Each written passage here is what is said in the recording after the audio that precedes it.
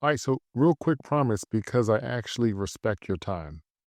Yeah, so by the end of this video, you'll have a better understanding of why upgrading every year or even waiting for the iPhone 18 Pro or Pro Max might not be as exciting as Apple makes it out to be. So, yeah, what we'll do is we'll look at some Pro models, maybe for the past 3 to 4 years, and we'll kind of look at what has changed and what has barely changed. And we'll also take a look at the iPhone 18 Pro and look at what the rumors are saying in terms of change. I think you're going to be a little bit sad about what we're going to see uh, as far as the rumors. The iPhone 18 Pro may be more familiar than you're hoping for. Yeah, so if you're kind of asking yourself, should I, upgrade this year in 2026, or should I wait another year?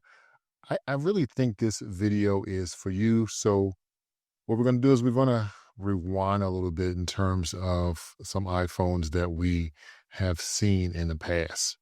All right, so let's start off with the iPhone 15 Pro and Pro Max. This year we got titanium, which felt really good in the hand. It was much lighter than what we had with the iPhone 14 Pro with the stainless steel, and it had like this cold feeling, which kind of made it feel premium, which for some reason I really liked. Yeah, then one of the big changes for the iPhone 15 Pro and Pro Max, I think it was all for all the iPhone 15s that year, if I'm not mistaken, is we got USB-C, which Apple kind of got punked by the EU in terms of changing their port from Lightning. Um, so they kind of got punked, but I think that change really still mattered. Yeah, so this was one cable for all my technology, for all my Apple products, my iPhone, my iPad, my Mac, excuse me, for my camera, just oh my gosh, for any random tech that I had kind of hanging around the house. Um, the honeymoon phase didn't wear off with this upgrade. I'll tell you that. Then we got the action button. I actually use the action button to take voice notes. Anytime I have an idea, particularly when it comes to a YouTube video, I press that action button and I am able to record my thoughts before they disappear. This is really useful, particularly, I don't know, I just get ideas when I'm driving. But otherwise, the action button was a huge upgrade.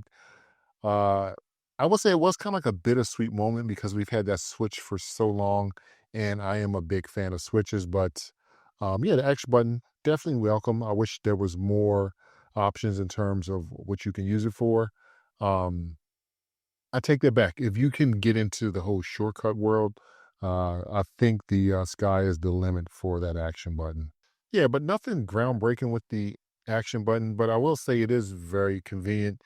It's sort of like sweatpants, right? So once you put sweatpants on, you realize how comfortable they are and how convenient they are to kind of walk around the house with.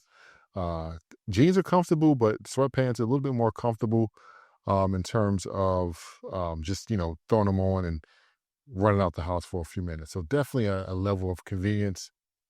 With that said, I will say with the iPhone 15 Pro Max, we also got a slightly better cameras, which is almost a gimme anytime a new iPhone comes out every year, but nothing insanely crazy like 8K or anything. Yeah, so for the iPhone 16 Pro, we got thinner bezel that you kind of got to squint to see, but I kind of looked at it and was like, oh yeah, the bezels are thinner. I'm always welcome.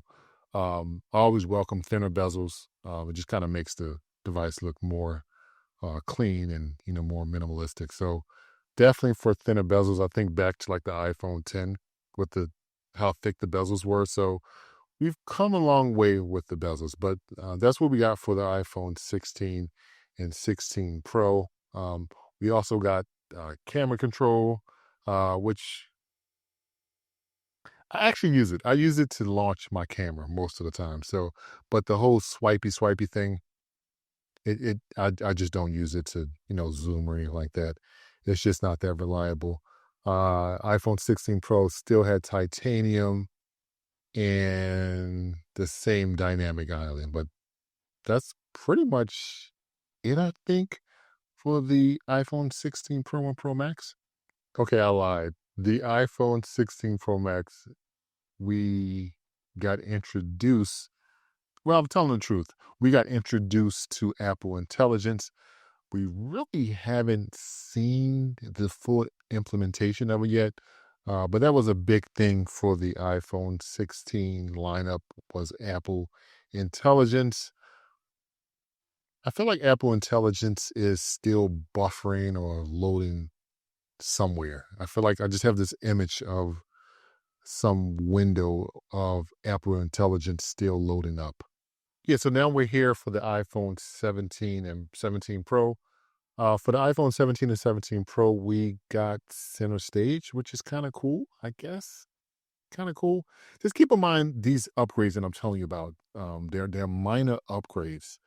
Um, I do like the idea where I don't have to turn my phone sideways to get landscape, and it just allows me if I'm trying to do a quick a selfie or a video or record something, it allows me to kind of get that eye to eye contact without having to look to the side for the camera. So it's definitely a welcome feature to have for the iPhone 17 Pro and Pro Max. I think all of them have it actually, but definitely a welcome feature to have. All right, so let's talk about the iPhone 18 Pro and what the rumors are actually saying. All right, so let's be honest. What you're going to get, or what Apple's going to get on stage and say, is you're going to get a slightly better camera, maybe slightly thinner bezels, and maybe a slightly brighter screen for the most part for the iPhone 18 Pro. Those are just gimmies. Meanwhile, Android's out here with their silicone carbon batteries. Their phones can fold. Very cool stuff, very exciting stuff, but very cutting edge technology that sometimes doesn't work as well as we would like. Which actually reminds me of a device that I bought many, many years ago. I'm kind of aging myself. This was when 4G first came out, which was, and I still remember this device, which was the HTC Thunderbolt. I actually returned it and I think I switched it out for like an iPhone 4, if I'm not mistaken. But it had 4G, but the battery was just terrible. So cutting edge technology, but it came at a huge price, which, I really wasn't interested in. And at that point, I was like, you know what? I'm okay with 3G if my battery can last me all the way through the day.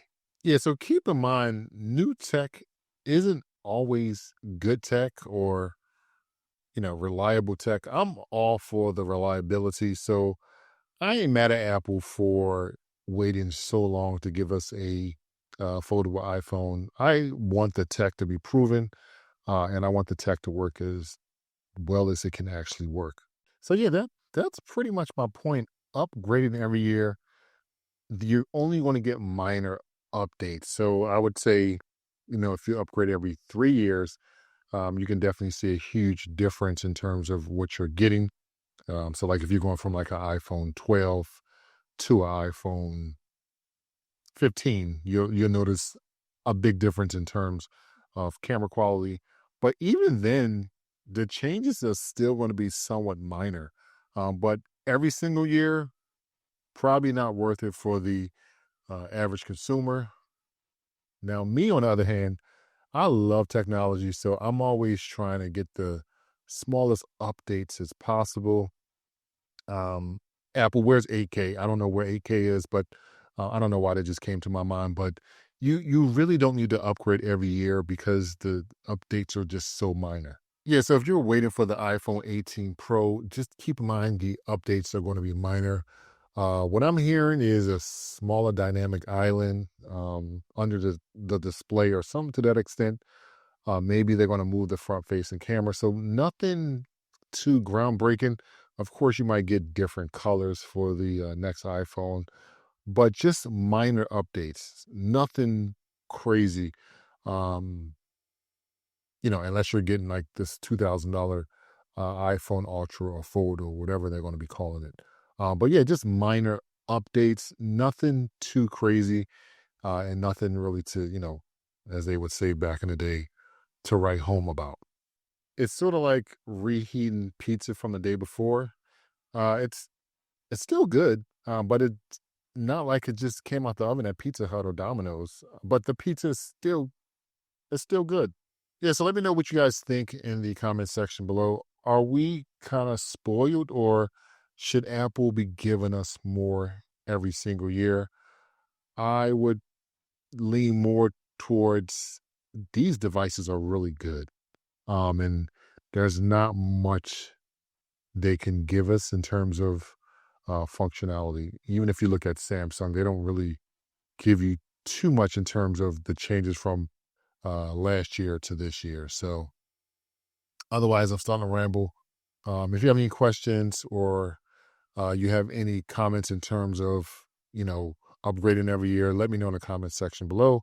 Subscribe if you like the video, and I will talk to you guys in the next one. Later. Bye bye.